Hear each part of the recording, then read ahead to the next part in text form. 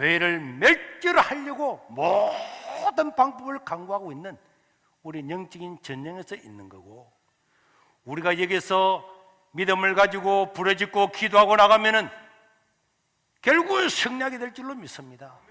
우리는 두려워해서는 안 되는 거예요. 이 땅은 끊임없는 영적인 전쟁터입니다. 하만은 죽었지만은 오늘 땅에 새로운 하만이 등장했다고 우리는 생각해야 되는 거예요. 시대는 달라도 영적인 전쟁은 언제나 동일합니다. 변한 것은 하나도 없어요. 교회 갔다 왔다고 공무원을 직위 해제하는 이 나라가 민주국가입니까? 여러분 다 보셨죠? 지침이 법입니까? 지침이 헌법입니까? 다른 데 갔다 오면 괜찮고 교회 갔다 오면 직위 해제하는 게 이게 이 나라입니까? 그러면 얼마 전에 누군가 국회의원인가 누군가 더 걸렸다며 그 직위 해제해야지. 대통령도 걸리면 직위 해제할 겁니까? 도지사도 직위 해제할 겁니까? 자기들에게는 해당되지 않고 성도들에게만 해당되게 하는 이게 영적인 전쟁 가운데 있는 거예요.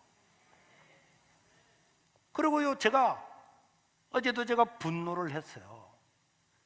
자기들이 한 달 전에 거리두기 단계별 이걸 자기들이 새로 만들었잖아요. 한 달 전에 12월 3일 날 지금 날짜였죠. 2020년 11월 27일 날 작성해가지고 수정 2020년 12월 3일 날 지금부터 딱 한 달 전에 이제 1단계, 2단계, 3단계를 다시 제정했어요. 이들 하라고. 그래서 2단계를 볼까요? 2단계를 보면요, 자, 2단계는 안 띄운 것 같은데 2단계에 보면은 PC방은 한 칸 띄우면 된다. 그 다음에 공연장은 한 칸 띄우면 된다. 극장도 한 칸만 띄우면 된다. 뷔페도 된다. 다 이야기했어요. 식당 뷔페도 해도 된다. 장갑만 끼고 하면은. 전부 다 해놓고 난 다음에 앞에 다시 보세요. 자기들이 이야기했잖아요. 종교, 정규 예배, 미사, 법회, 시일 등 자석수의 몇 프로? 20%. 2단계가 있을 때는 자석수의 20%만 예배 드릴 수 있다. 우리 교회는 한 번 예배 드릴 때 5,500명이 들어갑니다. 1,100명이 앉아서 공식적으로 법적으로 예배 드릴 수가 있습니다. 이게 자기들이 만든 2단계라니까. 자기들이 만든 2단계인데 어제 발표할 때는 뭐라 그랬습니까? 다 다른 데는 2단계를 적용하면서 교회만 비대면으로 드리라. 자기들이 한 달 전에 만드는 법도 어기고 왜 교회는 20% 못 드리고 왜 교회는 비대면으로 드리라 그럽니까? 자기들이 만든 법도 지 마음대로 바꾸는, 이게 독재 국가 아니고 이게 전체주의 국가 아니면은 일어날 수 있는 일입니까? 그리고 언론을 보세요. 감염 경로가 집단 감염, 저게 연합뉴스에 나왔잖아요. 지난주에 가족 지인 모임, 직장 요양시설에서 가장 많이 발생한다. 그리고 표도 만들었어요. 보세요. 1위, 가장 코로나가 많이 생기는 1위 가족 지인 모임, 2위 직장 요양병원, 체육 여가시설, 의료시설, 교육시설, 음식점, 일반 카페, 종교활동은 8번째입니다. 그리고 지금은요, 언론이고 뭐 전부 종교활동 1위잖아요. 자기들이 통계를 내놓고도 저들은 안 하잖아요. 이런 부당한 일을 하는데 죽으라면은 니 죽어. 그러면 죽어야 됩니까? 너 예배 드리지 마. 다른 건 다 드리도. 이거는요, 코로나를 빙자해서 교회를 핍박하고 교회를 멸절시키려고 하는 명백한 사탄의 계략입니다. 에베소서에서 말한 것처럼 하나님은 통치자들과 권세자들을 통해서 하나님의 교회를 억압한다고 이야기했잖아요. 이 나라 정부는 이 사탄의 앞잡이 노릇하고 있는 통치자와 권세자들에 속하는 줄로 기억해야 됩니다. 그런데 거기에 시키는 대로 우리 예배 안 드릴게요. 예배 안 드릴게요. 온 언론을 동원해서 교회에서. 그런데 다른 데서 걸리는 거는요, 종교시설이라고 해요. 다른 데서 걸리는 거는 종교시설. 다른 종교가 걸리면 종교시설. 기독교인이 걸리면 교회시설. 그래, 한번 해보세요. 그래서 우리는 3단계가 오면은 우리도 그래 할 겁니다. 3단계가 오면 우리 비대면을 합니다. 국가 누구가 시켜서 하는 게 아니고 우리 스스로가 한다니까. 결정은 교회가 하는 거지 국가가 얼마라 거기는 절대로 용납을 할 수가 없고 따라갈 수가 없습니다. 우리는 지난 목요일 날 저녁에 우리 장로님들 부부가 다 모여서 우리는 끝까지 예배 드린다. 교회가 폐쇄되는 날까지 간다. 폐쇄가 되면은 우리는 가처분 신청을 할 거다. 그걸 위해서 우리는 2주 동안의 비대면 카타콤 예배를 드렸어요. 훈련을 했습니다. 만약에 교회가 폐쇄되면 그렇게 할 거라고. 우리는 지금 소송을 2개를 하고 있는데 우리 황민호 집사님도 무료로 지금 변론을 하고 있고요. 그런데 이번에는 우리가 이기면은 한국교회 전체가 승리하고 예배의 자유를 얻기 때문에 최고의 대법관을 모셔서 우리가 변호사로 지금 신임을 했고, 그분은 교회가 오늘이라도 폐쇄가 되면 가처분 신청을 하려고 모든 행정 수리를 지금 다 지난주부터 들어갔습니다. 어떤 분들은 두려워하는 사람이 있습니다. 두려워하는 사람이 있으면은 예배당에 나오지 않아도 됩니다. 여러분들 집에 유튜브로 드려도 되고, 또 우리 세계로 교회 나는 그게 동조할 수 없다는 사람은 뭐 이런 말 저런 말 할 필요 없이 여러분들이 원하는 교회를 가십시오. 장로든 근사든 집사든. 여기 내가 못하겠다 하는 사람은 가시면 됩니다. 자유잖아요. 우리 교회에 오는 거는 자유지 막지 않습니다.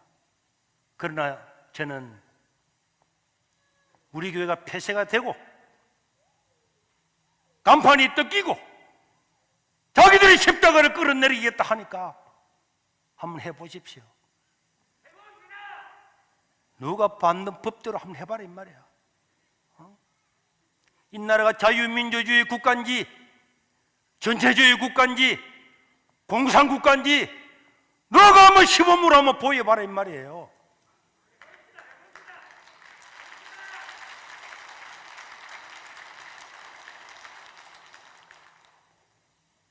이렇게 국가가 교회를 옥죄고 있는데요, 지난 12월 29일 지난주 수요일 날 해인사는 보세요.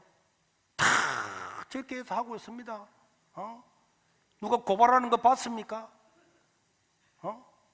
저리 다 하잖아요. 해인사 고발했다는 소식 들어봤습니까? 아니지. 사실 저봐, 해인사의 12월 일정표야. 자기들은 우리 같으면 집회야. 다 하고 있다니까. 나는 저 해인사를 욕하려고 이 사진을 띄운 게 아닙니다. 나는 스님들이 더 존경스러워. 다 문 닫는 교회보다도 더 존경스럽잖아. 자기들은 자기들이 그 황당한 신을 섬긴다고 국가가 방역을 해라 안 해도 다 하잖아요. 하나님을 믿는 성도들이 여기 두려워해서 나의 생명을 구원해 준 주님 앞에 예배를 못 드린다. 저는 이런 생각이 들더라고요. 저는 제가 예수 믿을 때에 일제시대 순교자들이 책을 많이 읽었어요. 그때 내가 항상 이런 생각이 들었습니다. 나도 일제시대에 태어나야 되는데 그건 일제시대는 지나가 버렸잖아. 그리고 막 손양호 모사님의 사랑의 운자탄 이렇게 읽으면서 그럼 일제시대에 못 태어나도 6.25 때라도 태어나야 되는데 6.25 때도 지나갔다니까. 저는 기회는 지금밖에 없는 줄로 저는 그래 생각해요. 일제시대도 놓쳤고 6.25도 놓쳤고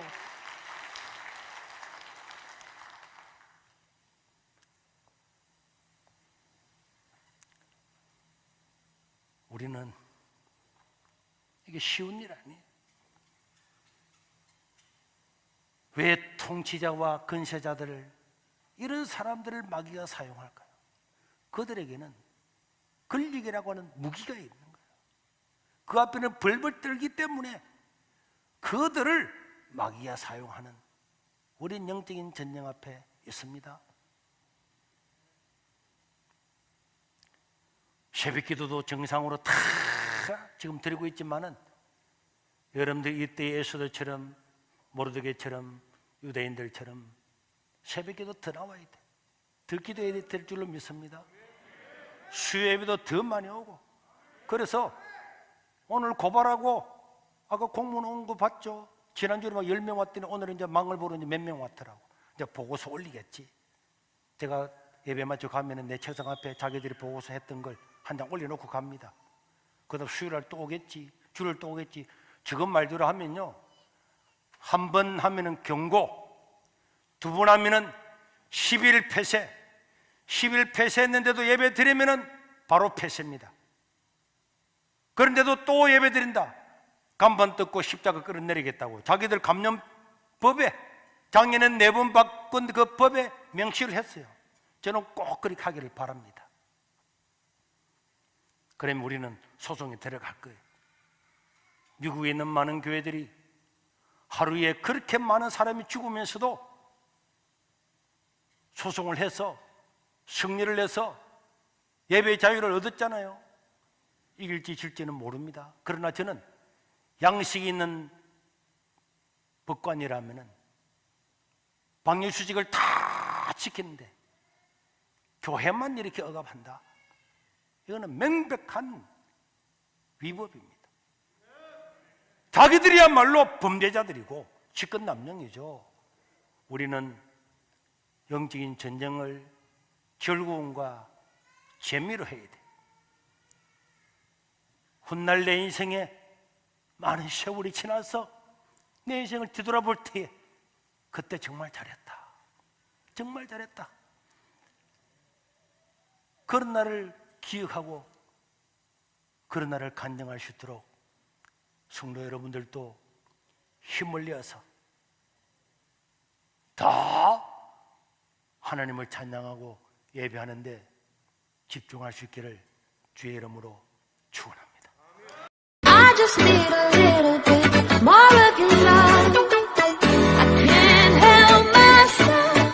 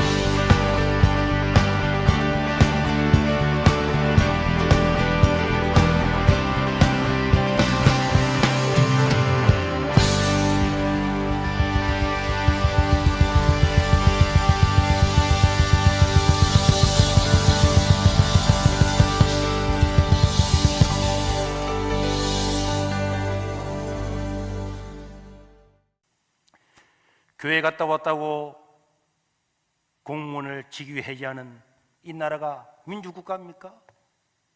여러분 다 보셨죠? 지침이 법입니까? 지침이 헌법입니까?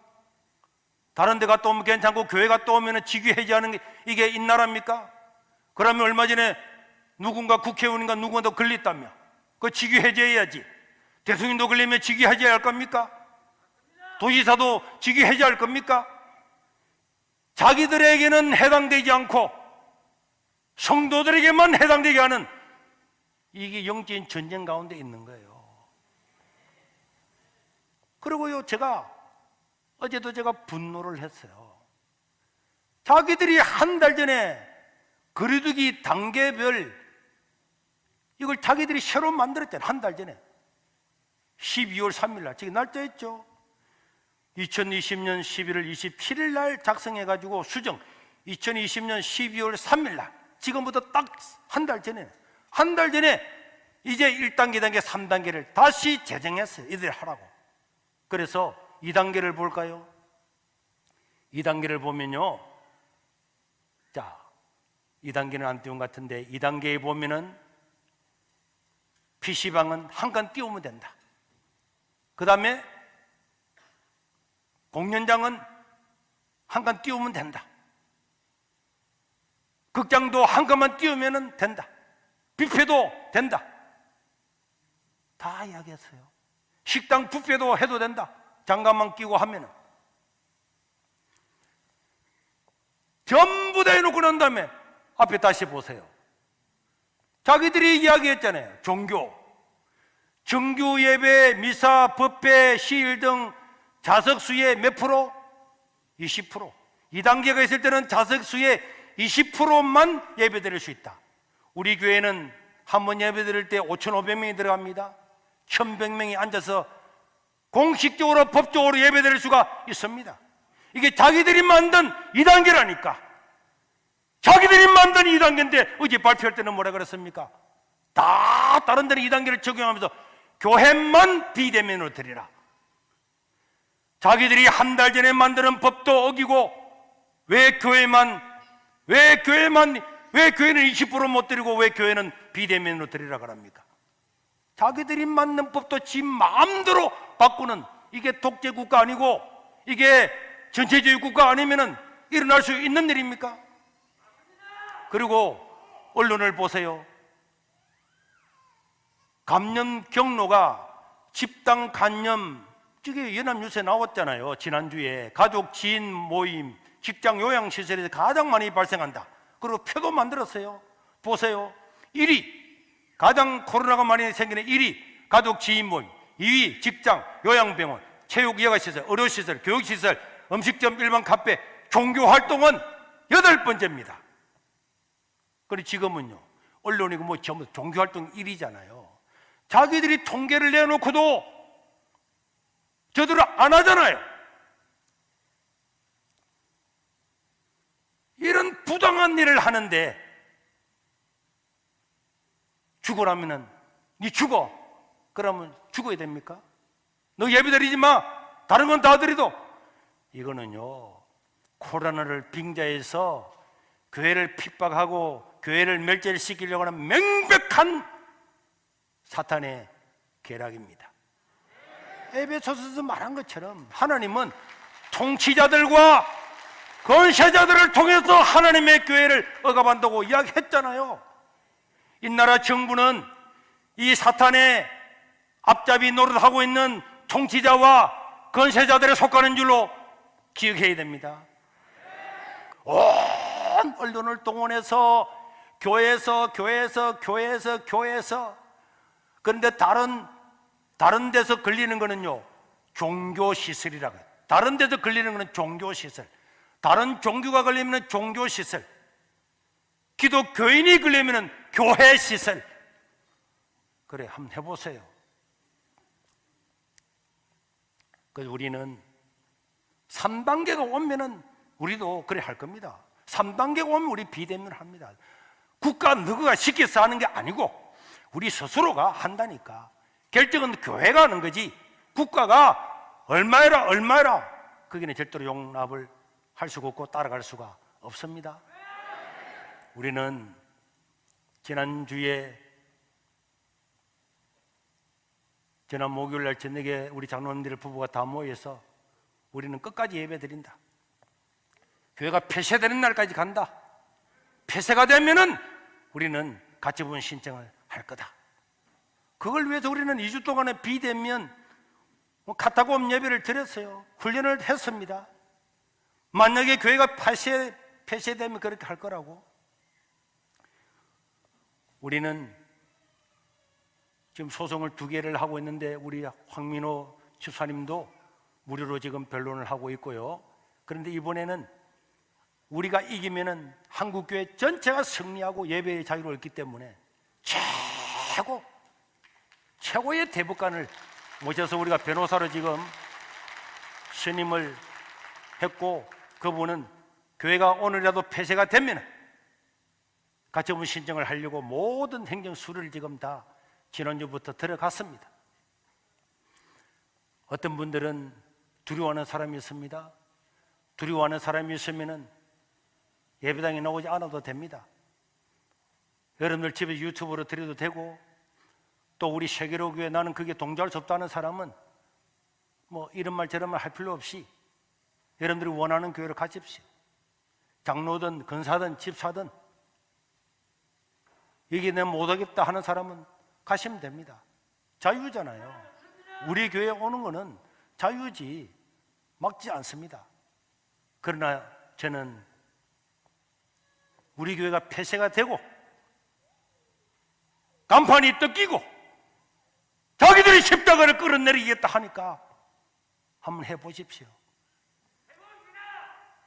누가 받는 법대로 한번 해봐라 이 말이야. 이 나라가 자유민주주의 국가인지 전체주의 국가인지 공산국가인지 너가 한번 시범으로 한번 보여봐라 이 말이에요.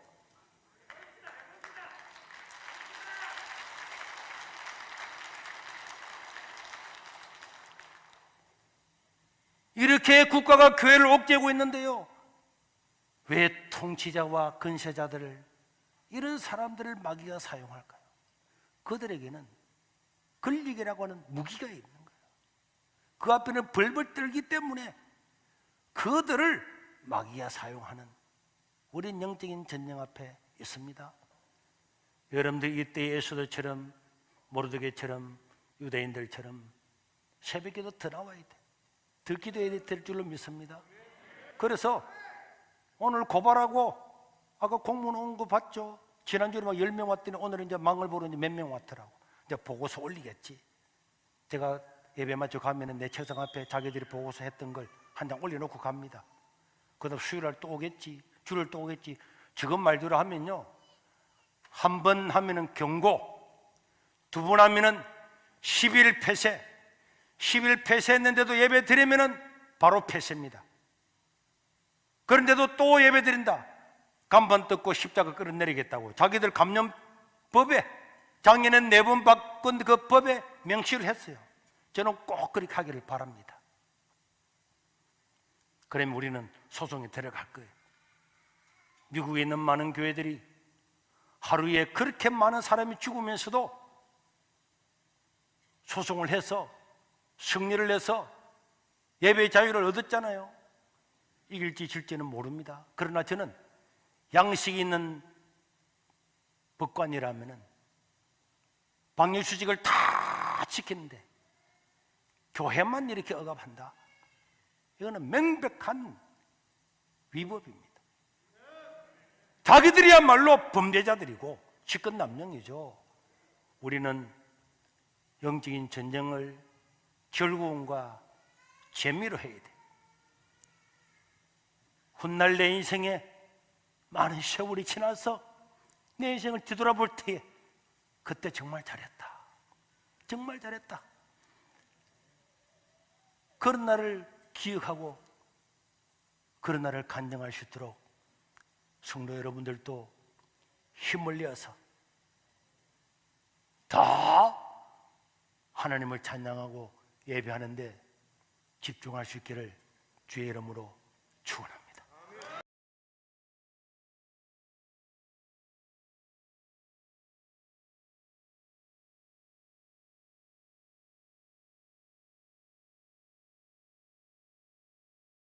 여러분, 구약시대에 하나님께 예배를 피한 적이 있습니까?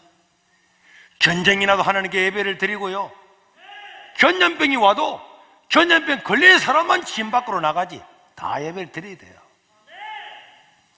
그런데 예배를 안 드리는 거는 고사하고, 예배 드리는 교회를 잘못됐다고 말하고, 언론에 나와서 예배 드렸다고 미안합니다, 죄송합니다, 잘못했습니다, 사죄까지 하는 사람들을 보면은 그 인간들은 어떤 사람들입니까? 그리고는 비대면 예배야말로 제2의 종교개혁이다, 이런 말도 안 되는 말을 하면서 교회를 허물고 있는 이런 사이비들을 바라보면은 말로는 얼마나 평소에는 말을 잘하다가 결정적인 순간에 오니까 다 하나님을 버렸잖아요. 저는 이 코로나 전국에서 저도 여러 군데 식당에 가고 커피집에도 다 가봤어요. 다 사람들이 앉아서 밥 먹고 이야기하고 몇 시간씩 떠드는 건 여러분들도 다 보았을 겁니다. 그런데도 불구하고 자기 교회에는 문을 닫아놓고 커피집에서는 수많은 사람들과 함께 담소하면서 커피를 마셨다면 우리는 그런 교회의 희망을 찾아볼 수가 없을 것입니다. 울분이 쏟아야죠. 아울렛에 가보세요. 사람이 줄을 서가 들어가지도 못할 만큼 바글바글한데, 제가 어제 아래도 유튜브에 보니까 이런 사진이 있더라고. 내가 그것을 캡처를 했습니다. 부산 상광사의 불교 방송이잖아요. 신도의 창립 51주년 3일 전에 했습니다. 보세요. 사람이 빡빡하게 앉아있잖아. 절에 스님도 자기 할 것 다 하잖아요. 하나님을 믿는 사람이 하나님을 위한 헌신에 열정이 없다, 그러면은 저 사찰만도 못한 이 교회가 이 시대에 어디에 필요하겠나? 지난주도 경찰조사를 받으면서 이제 방역법도 바뀌었잖아요. 말 따르지 않으면 교회 폐쇄하고, 교회를 폐쇄 3개월 했는데도 예배를 드리면 문을 닫아버리겠다, 간판도 다 띄겠다고 지난번에 보여드렸죠. 저는 우리 교회가 문을 닫아도, 교회 건물의 문을 닫아도 우리가 하나님 나라에 헌신하면 우리가 교회입니다. 우리가 잔디밭에서 예배 드릴 수도 있고, 공원에서 예배 드릴 수 있고, 바닷가에서 예배 드릴 수도 있고, 어떤 일이 있어도 하나님 대한 예배, 하나님을 영원롭게 하는 예배를 중단할 수가 없는 것입니다. 주님 때문에 영원한 천국을 얻은 우리가 이 세상의 권력이 뭐가 두려워서 벌벌 떨고 타협하고 우리의 신앙을 포기한다면 너무나 이거는 하나님 나라의 배신이 아닐 수가 없습니다. 여러분, 우리는 다윗처럼 하나님 나라에 헌신하며 살아야 될 줄로 믿습니다.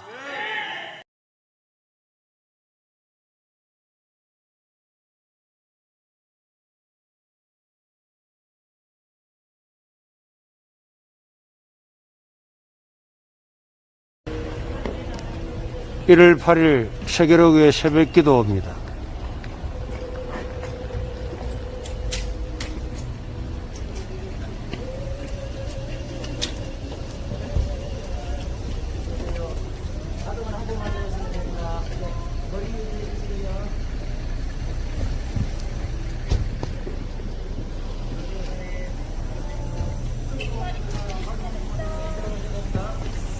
가족을 한 분만 적으시면 됩니다. 손으로 가시고요. 다 사람하고 가족 한 분만 적으시겠습니다.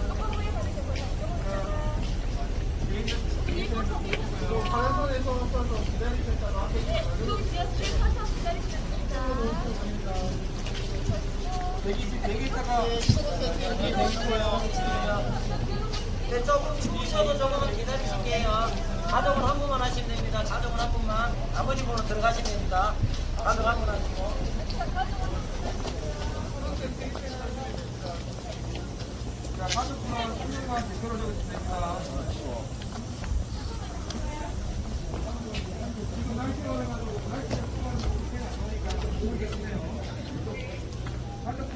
무슨 나라?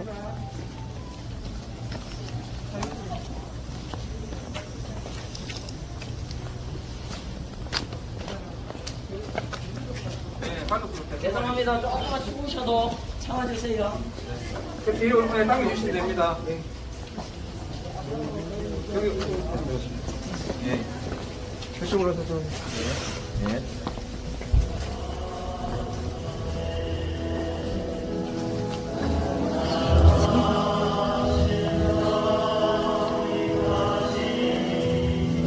바를 행하는 그 자체가 하나님 앞에 존귀하고 귀한 삶인 것을 믿으시기를 주의 이름으로 축원합니다.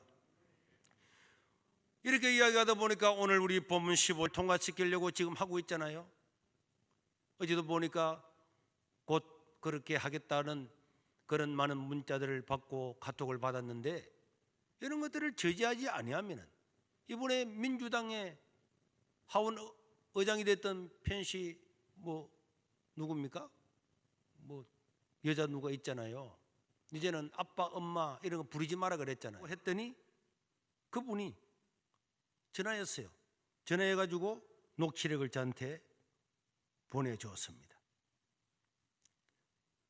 지금 들려주셨습니까? 네, 한번 들어보겠습니다.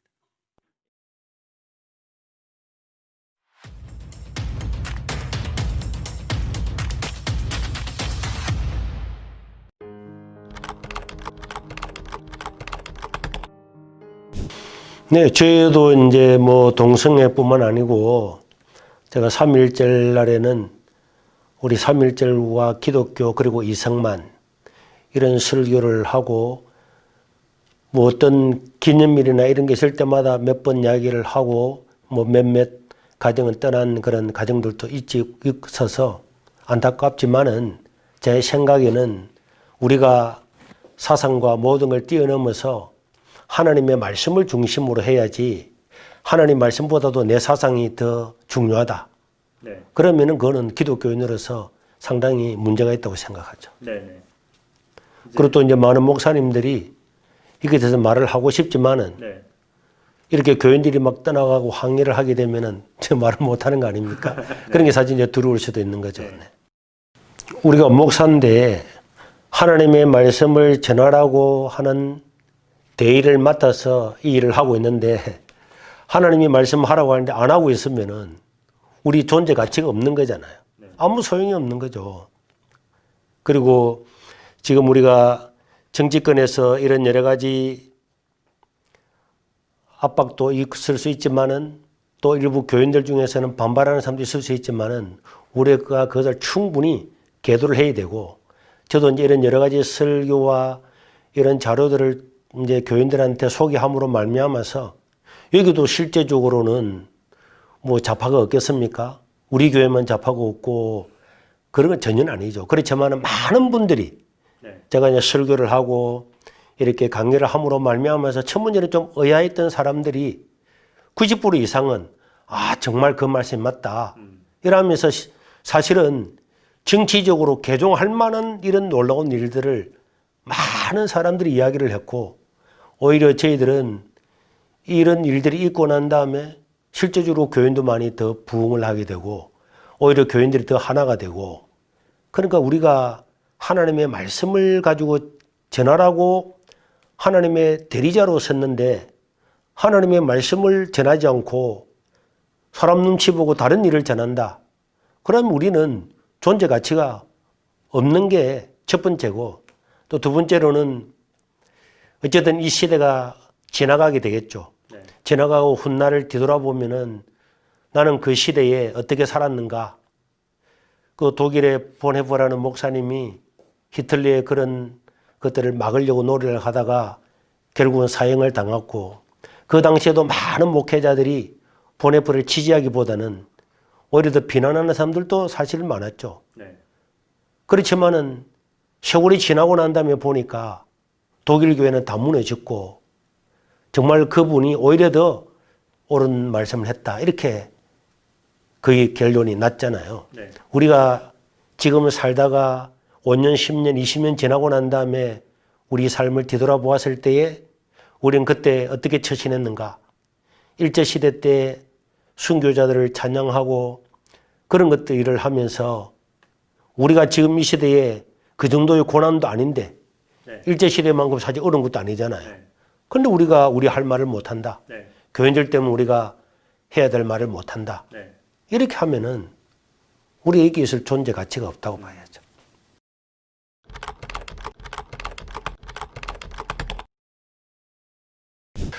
일제시대의 신사참배를 반대하고 하나님 말씀을 전했던 교단이 고신교단이고 여기에 많은 순교자를 배출한 그런 교단이 또 자랑스러운 저희 교단이죠. 그런데 제가 이 코로나 시대가 오고 이런 여러 가지 교회를 압박을 하는데 여기에 대해서 강력하게 대처하지 않고 있는 걸 보면서 제가 우리 동기톡에도 그런 문자를 남겼지만 정말 탈퇴하고 싶다. 네. 지금 세상에는 노동단체, 의료단체 자기들이 불이익이 오면은 가만히 안 있잖아요. 네. 모여서 데모하고 항의하고 법안을 바꾸려고 하잖아요. 네. 그런데 지금 이런 정부에서 기독교를 탄압을 하려 하고 명백하게 교회를 차별을 하고 네.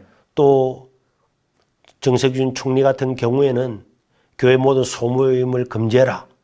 이런 헌법에도 위배될 뿐만 아니라 모든 말도 안 되는 소리를 함에도 불구하고 거기에 대해서 순교자 정신을 가지고 대항해야 될 교회가 말을 하지 못한다 하는 것들이 보면은 안타까움이 많이 있고 얼마 전에 한 4, 5일이 되었습니다. 네.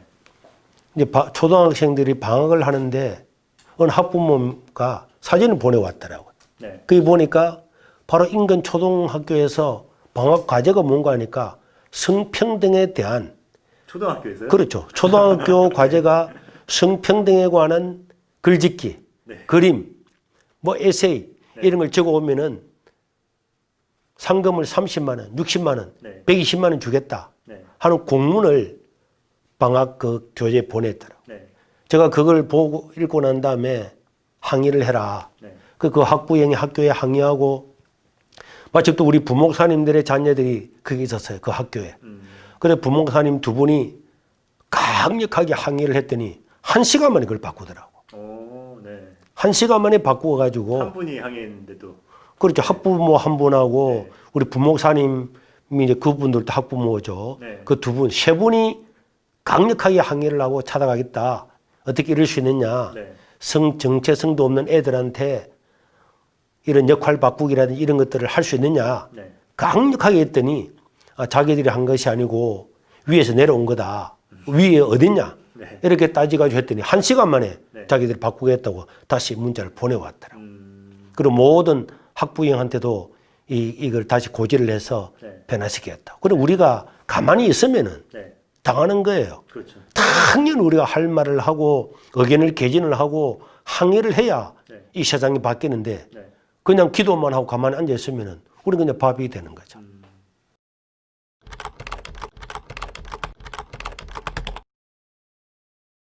우리가 신학교에서 배울 때는 설교라고 하는 것은 삶의 정황에 맞게 해야 된다는 거예요. 네. 그러니까 우리가 살아가는 이 시대에 하나님의 말씀을 적용을 해야 되잖아요. 네. 그러면은 우리나라가 일제시대에 있을 때는 많은 목사님, 장로님 이런 분들이 학교를 세우고 교회를 세워서 기독교적인 어떤 가치, 이념, 또 자유를 경험하지 못했던 우리 민족에게 자유의 소중함 이런 것들을 가르쳤잖아요. 네. 그래서 학교를 지어서 기독교 학교를 설립해서 그렇게 하고 교회에서도 그런 학당들을 만들어서 교회가 이런 교육을 시켰잖아요. 네. 그래서 기독교가 2% 3%밖에 안 될 때도 우리나라를 독립하고 독립운동가들 3.1 운동하는 그런 사람들 중에서 기독교인이 반 이상을 다 차지했는데 지금은 우리가 이런 데에서 너무 소홀한 거예요. 네. 지금 당연히 교회는 이런 자유 또 나라, 민족, 선교 이런 걸 위해서 교육을 해야죠. 네. 이제 목사는 목사이지만은 교사잖아요. 네. 가르쳐야죠. 이런 것들을 가르쳐서 이 한국 교회가 다시 한번 좌우로나 우로나 흔들리지 아니하고 하나님의 말씀에 굳건하게 서서 다시 부흥하는 그런 역사가 일어났으면 좋겠습니다.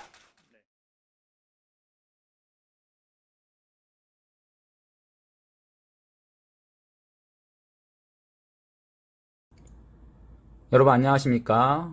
여러분 지금 코로나로 인해서 전국 모든 종교시설에 강력한 조치가 내려졌습니다. 곧 지난 12월 24일 이후에 모든 종교 집회는 온라인 중계에 필요한 인원 20명을 제외하고는 절대 모일 수 없는, 모여서는 안 되는 이 비대면 집회만 가능하게 된 것이죠. 그래서 정부는 이를 어길 시 종교시설을 강제 폐쇄할 수 있는 법을 정했고 실제 지금 진행되고 있습니다. 일례로 부산 세계로 교회는 철저한 방역과 거리 두기를 지키며 예배를 드렸음에도 불구하고 정부 지침을 따르지 않았다는 이유로 1차 경고를 받은 상황입니다. 20명 이상이 모여서 예배를 드렸다는 이유죠. 그래서 지금 1차 경고를 받은 것입니다. 그런데 여러분, 이건요, 굉장히 불공정한 처사라는 거예요. 지금 정부는요, 교회를 표적 삼아서 교회만 탄압하고 있다는 거죠. 그러면 이렇게 말씀하시는 분 계실 거예요. 아니, 뭐가 교회만 탄압하는 거냐? 교회가 법을 지키지 않았으니까 경고받은 것이 당연한 것 아니냐? 교회 말고 다른 종교는 다 법을 지킨다. 여러분, 정말 그럴까요? 보시면요, 지난 24일, 그러니까 성탄절 전날이죠.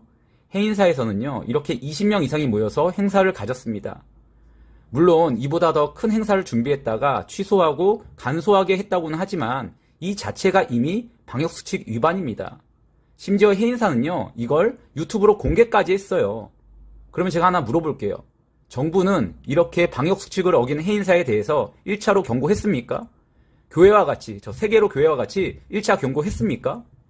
여러분, 더 놀라운 것이 무엇인지 아십니까? 이날요, 거창 군수도 해인사를 방문했었다는 거예요.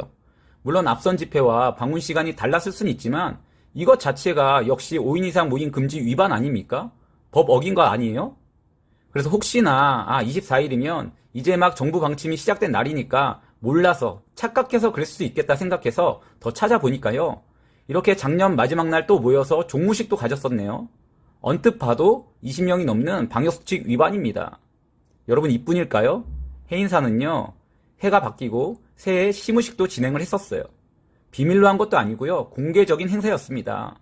그러면 혹시 불교 가운데 해인사만 그런 것 아니냐라고 오해할 수 있을 것 같아서 말씀드리면요. 이건요. 해인사만이 아니라 순천의 송광사, 서울 봉은사, 그리고 불교 방송에 소개되었던 한 절의 종무식 등 여러 곳에서 방역수칙을 이렇게 위반한 것이 확인이 되었습니다. 그렇다면 정부는 이렇게 공개적으로 방역수칙을 위반한 절들에 대해서 교회와 동일한 기준으로 지금 법을 적용하고 있는지 제가 한번 묻고 싶습니다. 지금 교회들은요, 예배 때마다 경찰과 공무원이 오고 심지어는 저 부산 세계로 교회처럼 1차 경고까지 받고 있는 상황인데 지금 불교에도 절에도 동일하게 적용하고 있냔 말이죠. 여러분, 이러니까 정치방역 교회 탄압 소리가 나오는 겁니다. 지금 정부는요, 교회들을 표적 삼아서 교회만 공격하고 있다는 거예요. 그리고 제가 감히 한국교회에 말씀드리는 건요, 여러분, 진리가 아닌 것을 따르는 사람들도 이렇게 자신있게 모여서 집회를 가지는데 하물며 진리를 따른다는 우리가 이렇게 쉽게 예배를 포기해도 되는지 여쭙고 싶습니다. 여러분 방금 보셨겠지만 교회들도 성탄절에 모이지 않았잖아요. 이 정부 방침에 따라. 그런데 절에서는 이렇게 성탄 전날 모여서 집회를 가졌다는 거예요. 이게 부끄럽지 않습니까? 여러분 저는요 지금 뭐 온라인 예배, 유튜브 예배에 대해서 뭐라고 하는 게 아니에요. 안전상의 이유로 그렇게 드릴 수 있죠. 그런데 중요한 것이 뭐냐면 정부가 지금 마음대로 교회를 폐쇄할 수 있는 법을 제정해 놓고 실제로 교회만 폐쇄 조치 내리고 있는 이런 상황에 대해서 어떤 말도 하지 못하고 그저 침묵만 하는 것이 안타까워서 드리는 말씀입니다. 정말 우리 한국교회가 함께 일어나서 함께 싸울 수 있기를 바랍니다. 감사합니다. 마치겠습니다.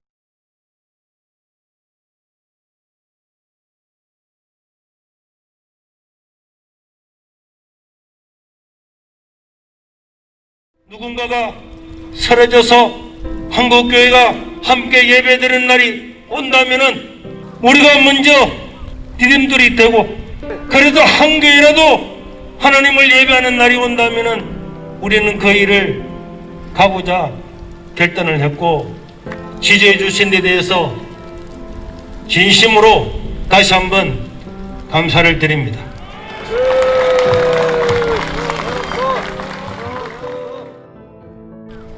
이렇게 날씨도 추운데 와주시고 지지해 주신 여러분들에게 진심으로 감사를 드리고요. 아침에 우리 부산시청과 구청에 오셔서 누가 주최했느냐고 저한테 물어봤는데 제가 모른다 그랬더니 모를 리가 있겠느냐고 이런 이제 뉘앙스로 말했는데 저는 사실 여러분들을 99% 모릅니다. 저는 세계로 교회 온 지 29년 동안에 시찰에 서기도 한번 해본 적이 없고 세계로 교회 담임 목사 외에는 단 한 번도 어떤 직책을 맞아본 적이 없습니다. 그래서 아마 그 공무원분이 전혀 이해가 안 되시는 모양인데 저는 여러분들이 누군지도 모르고 또 제가 한국 교회를 위해서 희생하고자 하는 마음은 있었지만은 대외적으로 선포를 하고 한 것은 아닙니다. 우리 교회가 오늘 이런 예배를 드리지 못하게 하는 어려운 곳에서 한번 희생을 당하고 법적인 그런 판결을 받아보고자 한 이런 결단이 유튜브로 나감으로 말미암아서 일주일 만에 이런 일이 일어나게 되었지 제 자신이 이런 일을 의도한 적은 없습니다. 저는 지난 3월달부터 지금까지 계속적으로 예배를 드려왔고 그 다음에 6번을 이미 고발을 당하고 경찰 조사도 6번, 7번을 받고 이제 법원에서 1월 29일 날 1차 재판이 있습니다. 그러면서 제가 느끼는 바는 작년에 문재인 대통령은 기독교 지도자들을 만나서 오찬을 하면서 종교는 이 바이러스는 종교가 아니고 과학이다 이렇게 이야기를 했습니다. 그런데 시간이 지나면서 바이러스를 잡는 것은 과학이 아니고 정치라고 하는 생각이 들 수밖에 없는 것입니다. 질병관리본부는 작년 한 해 동안에 4번의 법을 바꾸었습니다. 4번의 법을 바꾸었다고 하는 것은 자기들 입맛에 맞도록 마음껏 법을 바꾸고 오직 우리는 따라가고 복종하러 가는 전체주의 국가로 다가가는 길이라고 저는 생각하고 있는 것입니다. 예배를 드리면은 경고를 하고 또 한 번 예배를 드리면은 시일 폐쇄를 하고 그래도 예배를 드리면은 3개월 동안 교회를 폐쇄하고 교회 간판을 뜯는다고 하는 그런 법을 보면서 이런 국가에 사는 자유를 억압을 당하면서 살아가는 이런 것은 자유 없는 세상에 사는 것은 코로나가 있는 세상보다도 천만 배나 더 위험하다고 생각하는 것입니다. 그렇기 때문에 저희 당에는 만장일치로 이 국가의 이런 법들이 잘못됐다고 하는 것을 법원의 심판을 받아보기 위해서 계속 예배를 드리면서 교회가 폐쇄가 되고 교회 간판이 내려지고 십자가가 내려지는 것을 보면서 이 나라가 어떤 나라인가를 보여주고 싶은 것입니다. 지금 우리는 행정소송과 행사소송과 또 이번에 이를 통해서 가처분 신청과 헌법소원까지 4개의 재판을 시작하고 있습니다. 누군가가 희생하고 누군가가 쓰러져서 한국교회가 함께 예배드리는 날이 온다면은 우리가 그 앞에서 먼저 엎드려져서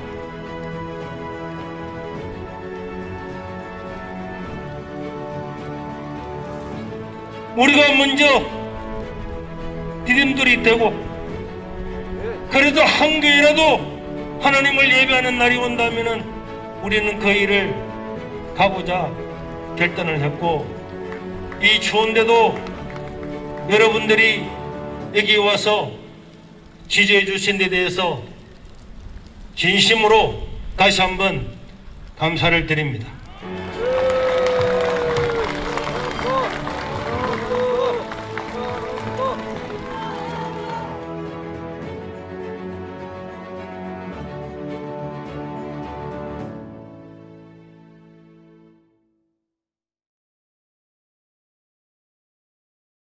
오늘 어떤 분이 전화를 오셔가지고 대구의 어떤 교회가 교회 폐쇄를 당했다 그렇게 전화를 하시더라고요. 정말 뉴스를 검색해 보니까 정말이더라고요. 대구시장 권영진도 반성해야 됩니다. 지금 많은 짓입니까 지금 크리스마스에. 종교적 신념 때문에, 신앙 때문에 예배를 드린 대구의 어떤 교회를 폐쇄했다는 신문 기사입니다. 뭐 사람들이 그랬죠. 교회 폐쇄법이 과도한 말이다. 근데 우리가 교회 폐쇄법이고 정말 민주국가에서 있을 수 없는 일이다 이렇게 했는데, 여기 보시면 이 기사에 뭐라고 되어 있습니까? 12월 30일부터 이 법을, 교회 폐쇄법이 이제 9월 30일 날 통과돼서 12월 30일부터 실행이 되는데, 12월 31일 되면 교회 폐쇄법이 이제 실행되자마자 바로 교회 폐쇄할 방침이라고 적어놨죠. 이 교회가 신도가 한 50명 정도 되는데, 뭐 크리스마스 날 25일이니까 크리스마스 아닙니까? 크리스마스 날 대면 예배를 진행했다. 크리스마스 날 대면 예배를 진행했다고 대구의 A교회를 고발했답니다. 권영진이가. 그리고 권영진이가 대구에 이 50명이 예배드렸는데 이 교회는 확진자가 나온 적도 없어요. 그런데 교회를 폐쇄한답니다. 이래도 교회 폐쇄법이 사실이 아닙니까? 이 신앙 양심의 문제는요, 권영진이가 기독교인입니까? 근데 교회를 12월 30일부터 이제 교회 폐쇄법이 시행이 되는 날짜가 12월 30일인데 12월 31일부터 교회 폐쇄를 이제 1호 교회가, 대구의 A교회가 1호로 폐쇄됩니다. 우리 신앙을 크리스마스 날 50명이 예배드린 게 뭐가 죄입니까? 권영진. 크리스마스 날 50명이 예배드린 게 뭐가 죄예요? 자, 크리스마스 날 여기 서울 갤러리아 백화점입니다. 오늘 신문 기사에 나온 내용이에요. 서울 갤러리아 백화점 12월 25일 날 사진입니다. 자, 교회 예배드린 사람은 코파라치 해가지고 신고해가지고 포상금 해가지고 고발하고 교회 폐쇄하고, 12월 25일 날 갤러리아 백화점은 이렇게 모여서 밥 먹고 마스크 벗고 밥 먹고, 야, 식품관에 100명 인원 제한은 했으면 좋겠다. 거기 왔던 사람들이 한다는 소리예요. 정원경이, 정세균이 하는 거리 보세요. 여기가 갤러리아 백화점에 한 층에 식품관에 100명 인원 제한은 해야 될 거 아니냐. 국민들 보고 5명 인원 제한 하지 말라고 하면서 이런 짓을 한다는 거거든요, 지금. 그러면서 크리스마스 날 예배를 했다고 교회를 폐쇄하고, 그 목사님은 신앙 양심의 그 자유를 법의 심판대 앞에 서게 됐다는 참 불행한 얘기를 드리는 겁니다. 오늘 검색해 보세요. 교회 폐쇄 이렇게 하면은 대구의 교회들이 교회 폐쇄된 게 나옵니다. 이것도 수원에 또 이쪽에 수원에 여기 사진인데, 이렇게 이제 사람들이 바글바글하다는, 이거 신문 기사 사진이죠. 좀 이따가 신문 기사를 소개해 드리겠습니다. 근데 백화점은요, 제가 말씀드렸지만 신세계 백화점 확진자 나온 날 또 4시간 줄 섰어요, 이렇게. 그러면 기자들도 그래요. 자, 백화점에서는 바글바글 해도 되고, 문재인부터 교회에서 크리스마스 날 예배 드린 건 죄인가요? 이게 바로 북한에서 말하는 양심에는 죄가 아닌데, 김정은 새끼 그러면 그거는 북한에서는 사형에 해당하는 죄잖아요. 그게 인간의 보편적인 생각에서는 죄가 아니죠. 정말 이거 기가 막힌 일이죠.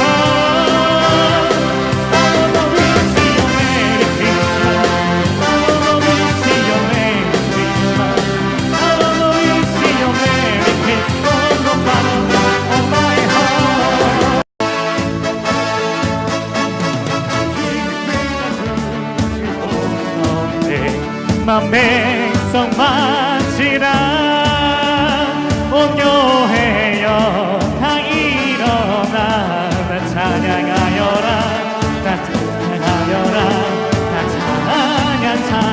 찬양하여라 그 세주 탄생했으니 다 찬양하여라 이 세상에 머물리라 나 화답하여라 나 화답하여라 나 화답하여라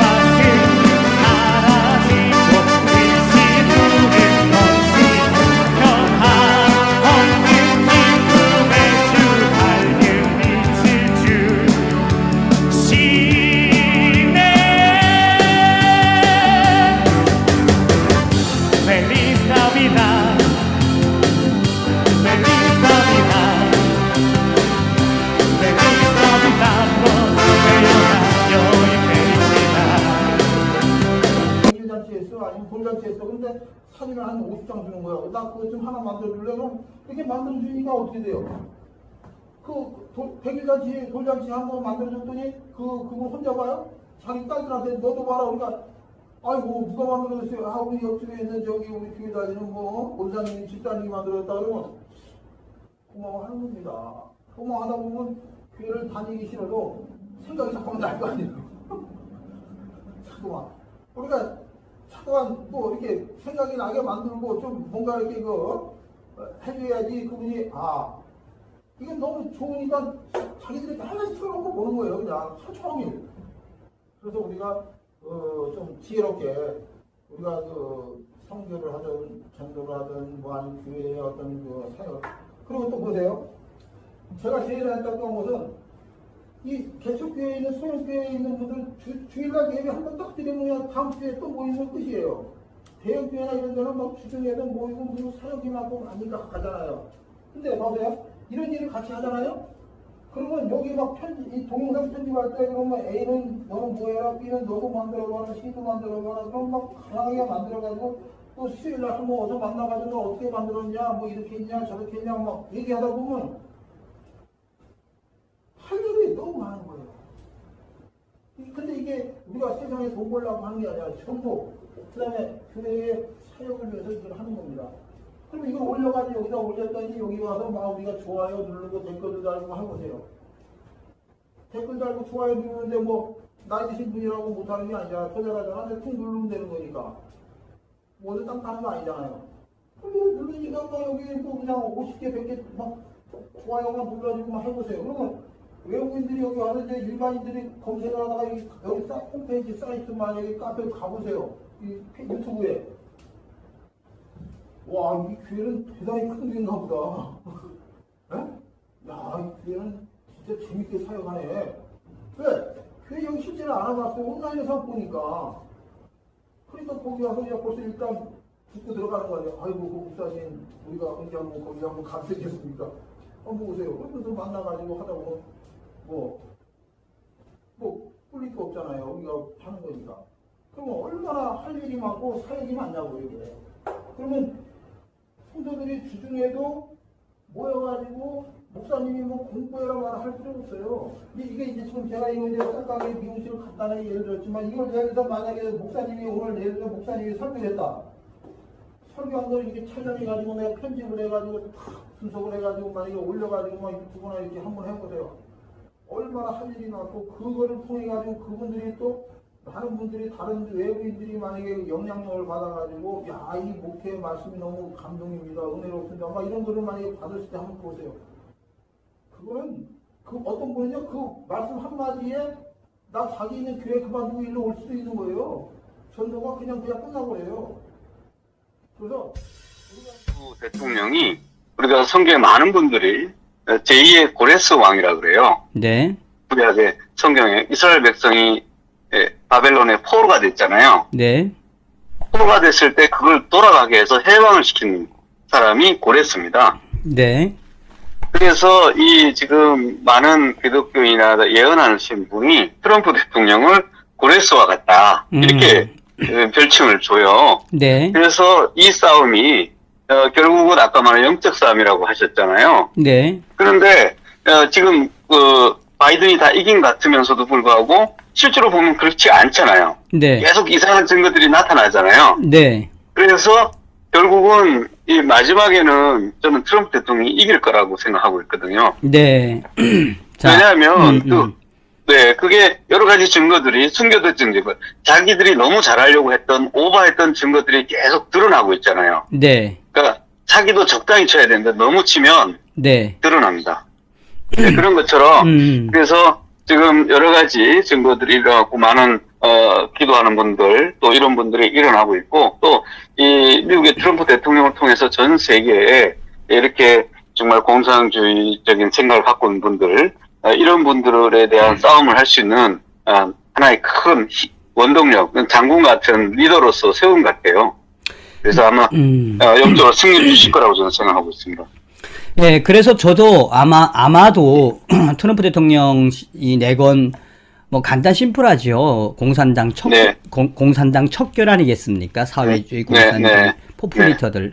자, 그러면은 이제 제가 그런 차원에서 우리 정광훈 목사님이 받고 계시는 이 핍박, 또 사랑제일교회가 받고 있는 이 핍박은 저는 좀 영광되었다라고 느껴져요. 어떻게 보면은.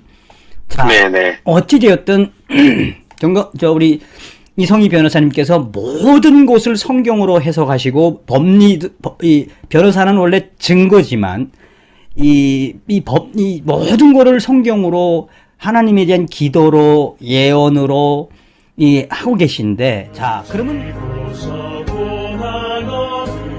내 맘속에 주 영접하며 새 사람 되기를 원하거든 내 구주를 영접하라. 의심을 다 버리고 구주를 영접하라. 문 다 열어놓고 내 구주를 영접하라. 성령의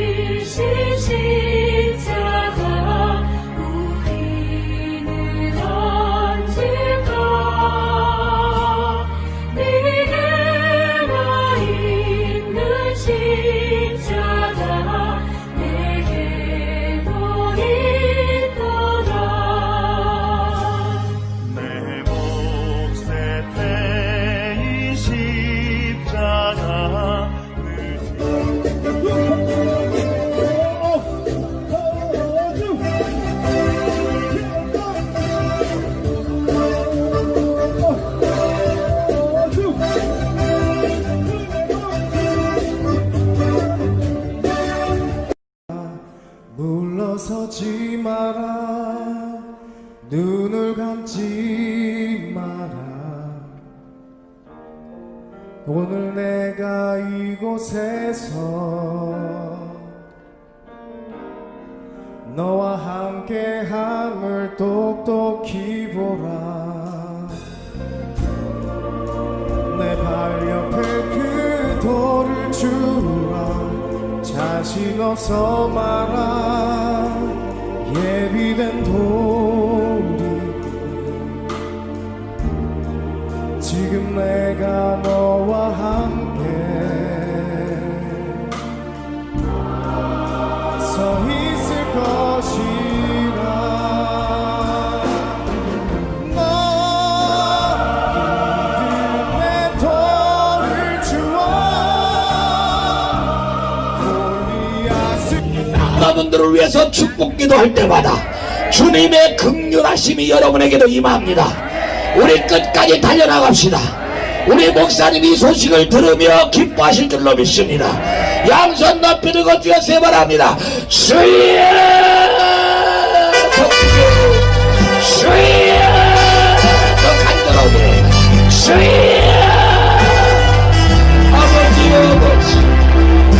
아버지 우리 목사님 얼마나 슬프십니까? 그러나 우리가 왔습니다. 우리가 왔기 때문에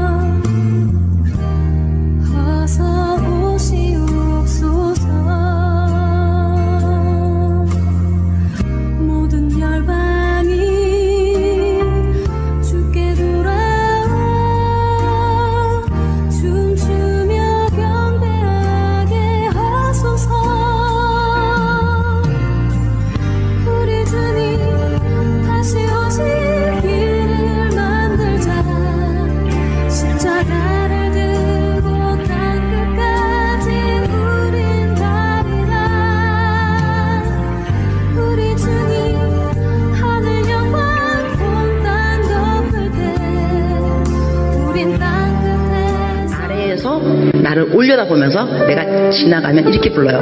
연애! 목이 터져라. 연애! 연애! 막 이런데 얼마나 내 이름을 부르는지 나한테 아무것도 달라 그런 건 없어요. 그러나 내가 알아요. 얘네들 신발이 없어요. 맨발로 다니거든요. 근데 연애 살 때 저것들 신발이 없는데 신발 사줘야지 그 생각이 들어요. 그 다음에 또 유네스 이러면 저 녀석들 밥을 하루에 한 끼 먹는데 밥도 좀 많이 줘야 되는데 빵을 사줄까? 또 유네스 이러면 쟤네들 학교도 없는데 내가 돈 많이 있으면 학교도 지어주면 좋겠다. 이런 생각을 해요. 선한 생각이 계속 나게 있다는 이야기예요. 근데 걔네들이 그 누구도 나한테 유네스 신발 없어요. 신발 사주세요. 아무도 안 그랬어. 그러나 내 이름을 부르는 순간순간 쟤네들 뭐가 필요한데? 이게 무슨 이야기냐 하면 여러분이 기도할 때 쥐야 이러면은요 여러분의 마음을 하나님이 왜 모르겠어요. 여러분 필요한 거를 하나님이 하세요. 그리고 하나님이 여러분을 정말 사랑하세요. 안 주고 싶지 왜 안 주고 싶겠어요. 그러나 부르짖어야 말이지. 부르짖지 않으면 또 하나님의 마음이 또 감동이 안 간다니까. 그래서 오늘은 여러분의 필요가 있을 겁니다. 어떤 것이 필요로 하는지, 그것이 공부인지 돈인지 건강인지 관계 회복인지 아니면 영성의 회복인지 하나님 알고 계십니다. 겉으로 크게 내가 말로 표현하기 싫으면, 어려우면, 불편하면 그냥 주여 이름을 부르세요. 주여.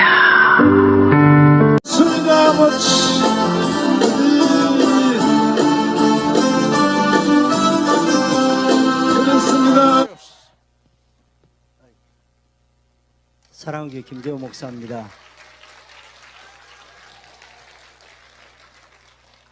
저는 그래서 이제 광주에 뿌리 박혀 있는 김대중 모든 그 가라지들을 오늘 뽑는 날이 될 줄로 믿습니다. 이 가라지에 성령의 불이 내려 주시옵소서. 성령의 불을 붙여 주시옵소서. 성령으로 기름 부어 주시옵소서. 정강 목사님 세워주시고 온전케 하여 주시며 오늘 아버지와 하늘의 왕권이 임하게 하여 주시옵소서. 제사권이 임하게 하여 주시옵소서. 선지권이 임하게 하여 주시옵소서. 주여 삼창함이 있습니다. 주여 주여 올레와 카르와 스칼라와 시아와 카르와 올라와라 스칼라와 카르와 스칼라와 시아와 카르와 주여 주여 아버지와 카르와 스칼 성령 올라와라 스칼라와 카르와 스칼라와 시아와 카르와 하늘문을 열어주시고 하늘 보좌 우편에 계신 예수 그리스도시여 샤라라라라라라라라라라 올라와세라와 카라와스카라와 시아와 카라와